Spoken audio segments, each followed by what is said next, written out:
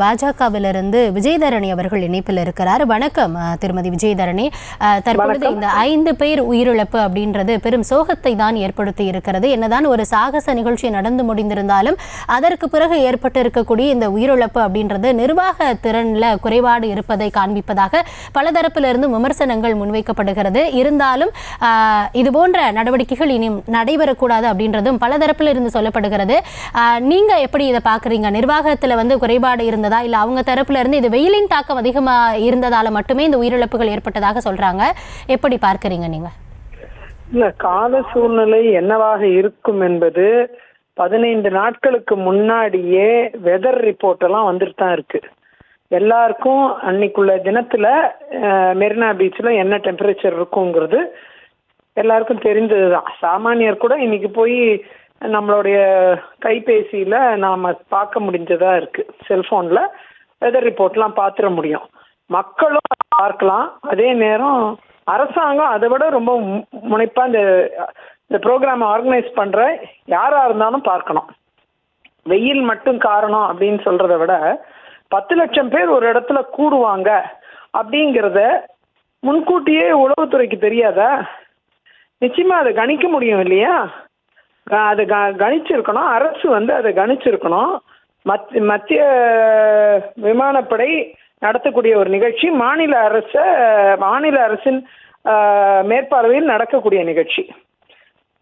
ஆகையால இதை நாம மக்கள் 10 லட்சம் பேர் கூடுவாங்கங்கிறது நிச்சயமா அரசின் கவனத்திற்கு வந்திருக்கோம். அதே மாதிரி வெயிலோட சூழ்நிலை என்னவா இருக்குங்கிறது ப்ரோக்ராம் ஆர்கனைஸ் பண்ற அன்னைக்கே கண்டுபிடிக்கலாம். இன்னைக்கெல்லாம் இட்ஸ் பாசிபிள். அப்படிலாம் இருக்கும்பொழுது இந்த காரணங்களுக்காக இப்படி ஆயிருச்சு அப்படின்னு சொல்றதை விட இப்படி ஆகாம இருக்கிறதுக்கு என்ன வாய்ப்பு அப்படிங்கிறது. திருமதி விஜயதரணி, இப்ப நம்ம இதுல என்ன அப்படின்னா, கனிமொழி அவர்கள் ஒரு ட்வீட் போட்டிருக்காங்க. அதுல சமாளிக்க முடியாத கூட்டங்களை இனி கூடக்கூடாது, இனி இதை தவிர்க்கணும் அப்படின்னு அவங்க ஒரு அறிவுரை மாதிரி சொல்லியிருக்காங்க. இது மக்களுக்கான அறிவுரையாக இருக்குமா, இல்ல வருந்தத்தக்க விஷயம் அப்படின்றத அவங்களே ஒப்புக்கொண்டு இருக்காங்க? அதை நீங்க எப்படி பாக்குறீங்க? அவங்க சகோதரி கனிமொழி சொன்னதுல விட ஒரு பாசிட்டிவ் ஆங்கிள தான் நான் எடுத்துக்க விரும்புறேன். குறிப்பா அவங்க அரசுக்கும் நீங்க இது முன்கூட்டியே இப்படி கூடுவாங்கங்கிறது நீங்க கொஞ்சம் கவனத்துல எடுத்துக்குங்க. அதே நேரம் இந்த கூட்ட நெரிசலை தவிர்ப்பதற்கு மக்கள் முன் ஆலோசனையா இந்த மாதிரி நிகழ்ச்சிகள்ல கூடுதல் எவ்வாறு நாம இந்த நெரிசல்ல போய் மாட்டிக்காம இருக்கிறதுக்கு என்ன வழிவகை செய்யணுங்கிறத மக்களும் சிந்திக்கணுங்கிற மாதிரி அவங்க சொல்லியிருக்காங்க. அதுல தப்புன்னு இருக்கிறதா எனக்கு தெரியல. என்னை பொறுத்தவரை நாம சும்மா எதிர்கட்சி அரசியல் மட்டும்தான் பண்றதுக்காக பேசுற ஆளா நான் இருக்கணும்னு நான் விரும்பல. நிதர்சன உண்மையும் நிதர்சன விஷயத்தையும் நம்ம பார்க்கணும். மக்கள் சார்ந்த பார்வையும் நமக்கு இருக்கணும். ஆகையால சகோதரி சொன்னதுல எனக்கு ஓரளவுக்கு அரசுக்கு கொடுத்த சமிக்கையாவும் பார்க்கிறேன். அதே நேரம் மக்களுக்கு கொடுத்த ஒரு அறிவுரையாவும் பார்க்கிறேன். கொஞ்சம் கூட்ட நெரிசலை தவிர்க்கணும். பர்சனலாவே எல்லாருமே அதை செய்யலாம்னு நான் நினைக்கிறேன் ஒரு பக்கம். இன்னொரு பக்கம் நிச்சயமா வெயிலுடைய தாக்கம் என்னவா இருக்குங்கிறத நாம காட்ச் பண்ணியிருக்கலாம். மக்களை ரொம்ப கேர்ஃபுல்லா இருங்க அப்படின்னு சொல்லியிருக்கலாம். அதே மாதிரி காவல்துறைக்கும் பெரிய அளவில் காவல்துறை ஃபோர்ஸை போட்டு இந்த மக்களை சமாளிக்கிறதுக்கான ஒரு நிறைய டிஸ்டன்ஸ் ஒருத்தர் விட்டு ஒருத்தர் டிஸ்டன்ஸ்ல 10 லட்சம் பேர் கூடுறதுக்கு மெரினா பீச்ல ஒரே இடத்துல இடம் இல்லைனாலும் மெரினா பீச்சுங்கிறது ரொம்ப பெரிய லாங் கடற்கரை. அதுல நீங்க நல்ல ஸ்ப்ரெட் ஓவரா நிக்கிற மாதிரி இந்த இந்த தடுப்பு இருக்கு பாருங்க. இந்த முன்னாடிலாம் அந்த காலத்துல மரத்துல கட்டுவாங்க.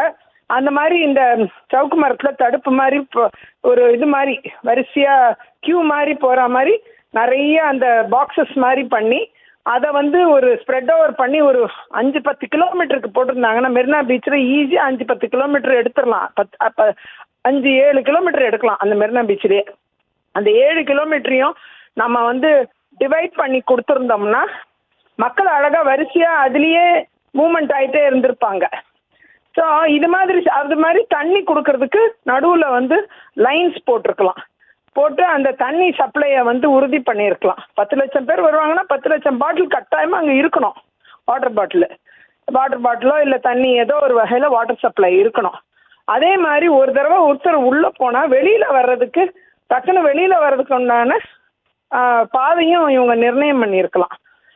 இதெல்லாம் மெரினா பீச்சில் நிச்சயம் பண்ண முடியும். மெரினா பீச்சில் முடியாது, அவ்வளோ பெரிய இடம் அது, முடியாதுங்கிறதெல்லாம் கிடையாது. ஆனால் அதே நேரம் 10 லட்சம் பேர் ஒரே இடத்துல வந்து குமிர்ற அளவுக்கு ஆகாம தடுத்துருக்கலாம். தடுத்துட்டு பாக்ஸஸ் மாதிரி போட்டு அதுக்குள்ள அழகா ஒரு பாக்ஸ்க்குள்ள ஒரு 100 பேர் நிறைஞ்சிட்டாங்கன்னா அந்த பாக்ஸ்க்குள்ள மறுபடியும் ஒருத்தரை கூட அனுமதிக்காம அடுத்த பாக்ஸ்க்குள்ள அவங்கள கொண்டு போயிருக்கலாம். ஸோ தட் உள்ள போற வழி, வெளியில போற ஆக்சஸ் அது ஈஸியாகவும் இருந்திருக்கும். ஜனங்க இவ்வளவு சிரமத்துக்கு உள்ளா இருக்க மாட்டாங்க. ஒரு இடத்துல வந்து நின்று பார்த்துட்டு சாகசம் முடிஞ்ச உடனே கிளம்புற மாதிரி இருந்திருக்கலாம். 10 லட்சம் பேர் வரப்போறாங்கிறதே அரசு வந்து கணிக்காம விட்டுருச்சு. அதுதான் பெரிய பிரச்சனையா இருக்கு. ஏன் உளவுத்துறைக்கு இது தெரியலையா, ஒரு அசஸ்மெண்ட் பண்ண முடியலையா, அதுதான் கவலையா இருக்கு.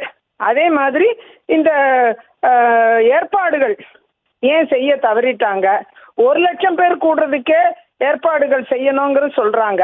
இப்ப நீங்க ஒன்றும் இல்லை, 20,000 பேர் கூடுற ஒரு பொதுக்கூட்டத்துக்கே 33 கண்டிஷன் போட்டிருந்தாங்க விஜய் கூட்டத்துக்கு. அப்படி ஒரு 33 கண்டிஷன் போட்டு அதுல வந்து டாய்லெட்ஸ் இருக்கணும், மென் அண்ட் உமன் டாய்லெட் தனித்தனியா இருக்கணும், வாட்டர் சப்ளை இருக்கணும், அதெல்லாம் கவர்மெண்ட் 33 கண்டிஷன்ல போட்டிருந்தாங்க. நான்லாம் அதுக்கெல்லாம் எதிர்ப்பே சொல்லலை.